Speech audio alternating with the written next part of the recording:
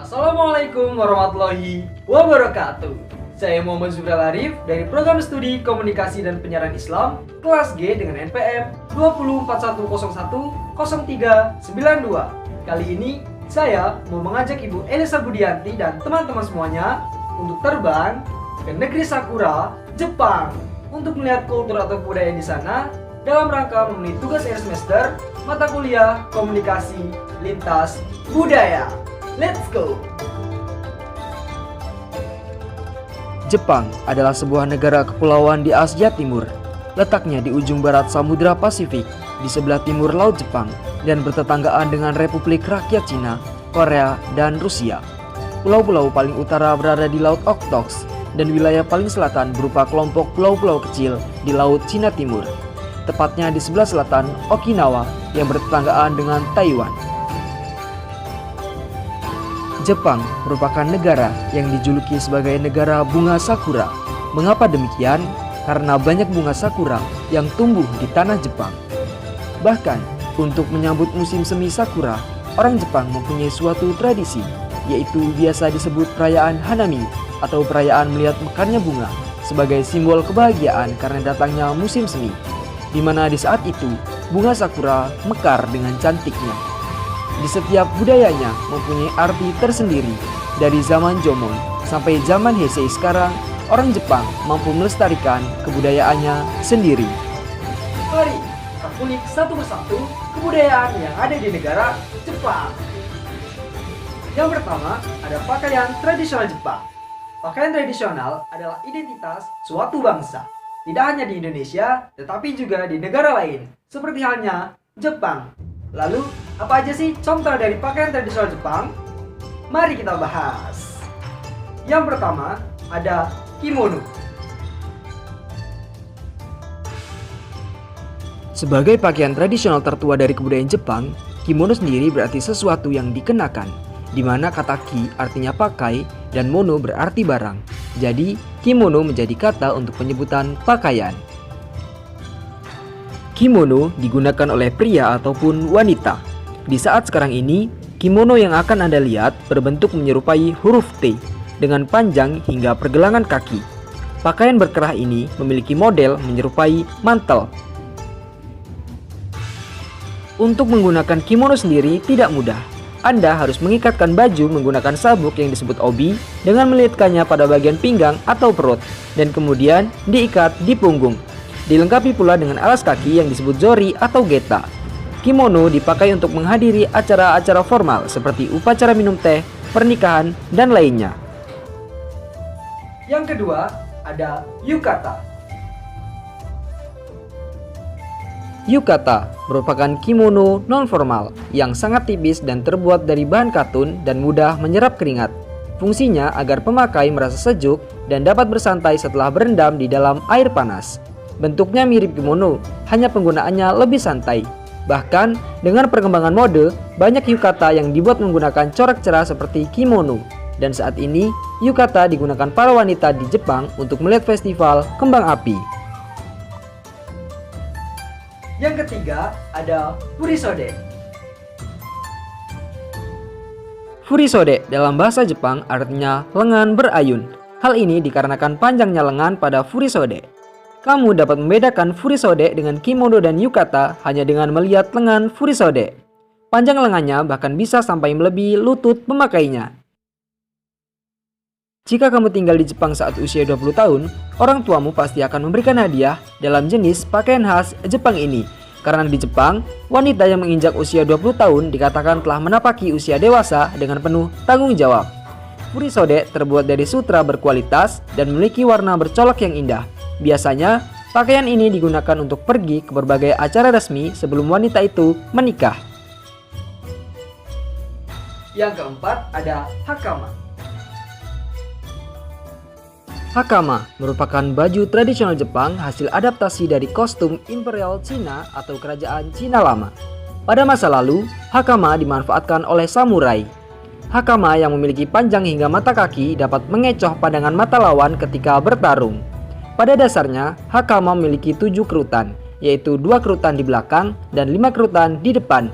Ini menjadi perlambangan dari 7 asa Bushido di Jepang. Hakama biasanya dipakai di atas kimono yang berupa celana dengan lipatan besar atau rok. Pakaian ini awal mulanya hanya digunakan oleh kaum pria.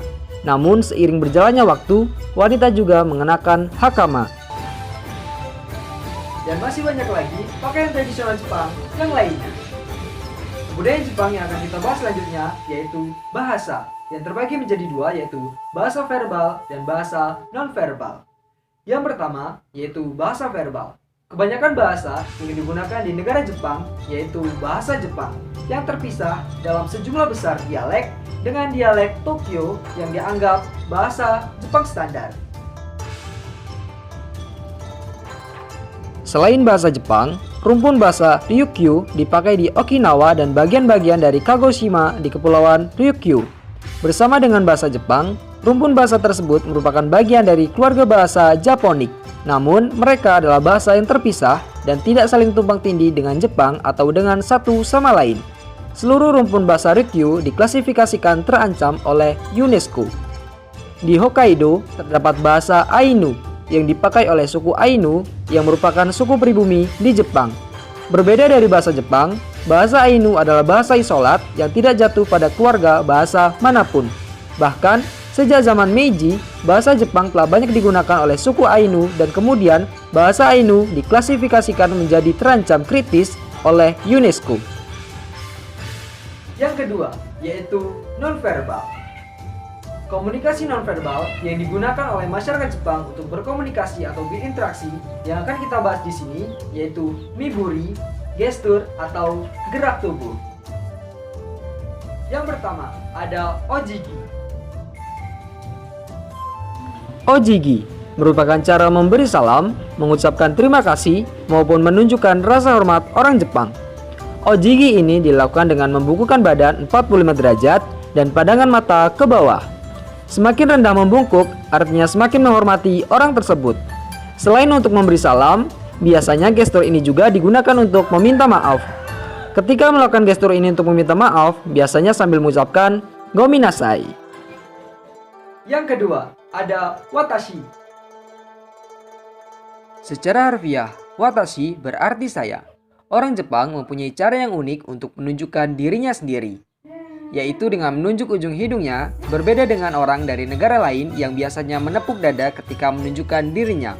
Orang Jepang melakukan hal ini dikarenakan bagi orang Jepang, jika dirinya mendapat malu, maka yang paling merasa malu adalah hidungnya, karena hidung merupakan anggota tubuh yang paling menonjol, sehingga bagi orang Jepang, hidung menunjukkan jati diri mereka. Dan masih banyak lagi komunikasi nonverbal yang ada di negara Jepang. Budaya Jepang yang akan kita bahas selanjutnya yaitu simbol. Yang pertama ada maneki neko. Maneki neko adalah patung kucing yang mengisyaratkan memanggil dengan tangan terangkat ke arah depan. Diyakini dapat memberikan keberuntungan dan kebaikan kepada pemiliknya. Patung maneki neko berbentuk kucing dengan satu tangan terangkat. Tangan sebelah kiri ukurannya lebih besar dikorelasikan sebagai tangan yang menyambut pelanggan atau rezeki, sedangkan tangan lainnya berfungsi untuk menerima uang. Yang kedua ada senbazuru. Senbazuru adalah kumpulan 1000 origami berbentuk burung bangau. Menurut legenda Jepang, 1000 origami burung bangau dapat mengabulkan permohonan si pemilik. Hal ini didasari keyakinan masyarakat Jepang bahwa burung bangau adalah makhluk suci yang bisa hidup hingga 1000 tahun. Yang ketiga ada akano pukurauru. Yang keempat ada konoibori. Koinobori adalah bendera berbentuk ikan koi yang dikibarkan di rumah-rumah di Jepang oleh orang tua yang memiliki anak laki-laki. Biasanya, bendera ini dikibarkan pada bulan April hingga awal bulan Mei dalam perayaan Hari Anak pada tanggal 5 Mei. Festival Hari Anak ini awalnya merupakan festival untuk anak laki-laki. Orang tua yang memiliki anak laki-laki mengibarkan koinobori untuk mendoakan keberuntungan agar anak laki-lakinya tumbuh menjadi orang yang sehat dan kuat. Dan masih banyak lagi simbol-simbol yang ada di negara Jepang. Budaya Jepang selanjutnya yang akan kita bahas yaitu ritual. Yang pertama, ada Obi Iwai. Hari anjing, pertama di bulan kelima kehamilan, adalah hari untuk melakukan ritual yang disebut Obi Iwai. Ini adalah upacara mengikat sabuk katun di sekitar perut wanita hamil untuk melindungi bayi. Orang-orang biasanya pergi ke kuil untuk melakukan Obi Iwai dan berdoa memohon kelancaran persalinan serta kesehatan bayi. Hari anjing tersebut ditentukan berdasarkan kalender asli Jepang. Dinamai demikian karena anjing diketahui memiliki proses melahirkan yang mudah. Jadi, orang-orang Jepang pada zaman dulu mulai berdoa di hari itu untuk mendapatkan kemudahan selama persalinan. Hingga kini, upacara Obi terus dilakukan dan dianggap sebagai hadiah pertama yang bisa diberikan oleh seorang ibu kepada bayinya. Yang kedua, ada Oshichiya. Malam ketujuh setelah kelahiran bayi adalah waktu untuk mengumumkan nama bayi secara resmi kepada keluarga. Biasanya sang ayah menuliskan nama bayi dan tanggal kelahirannya di selembar kertas putih menggunakan kaligrafi tradisional Jepang dan menempelkannya di dinding. Keluarga juga akan merayakan makan malam Yang ketiga, bersama. ada Omi Yamairi. Setelah 1 bulan bayi hidup di dunia, pihak keluarga akan membawanya ke kuil setempat untuk menunjukkan bayi mereka kepada dewa-dewa. Bayi itu didandani dengan pakaian formal yang dihadiahkan dari pihak keluarga ibu dan sang nenek yang menggendongnya untuk pergi ke kuil. Kemudian, kuil memberikan doa-doa yang berisi harapan kebahagiaan dan kesehatan yang baik untuk bayi. Yang keempat, ada Okui Zome.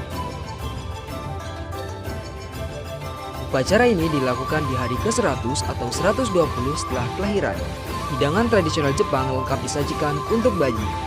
Orang tua akan memberikan 1 set alat makan baru warna merah untuk bayi laki-laki atau warna hitam untuk bayi perempuan dan menggunakan alat makan tersebut setiap kali menyajikan makanan.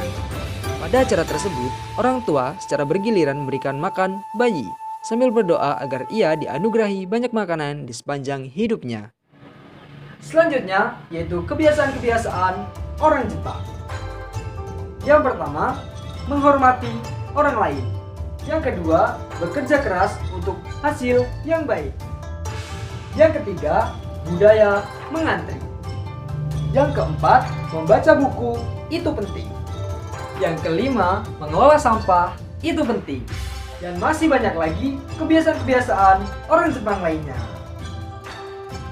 Gimana nih teman-teman perjalanan kita kali ini di negara Jepang? Seru bukan? Saya ucapkan terima kasih untuk teman-teman semuanya yang mau ikut dengan saya. Saya akhiri, wassalamualaikum warahmatullahi wabarakatuh. See you!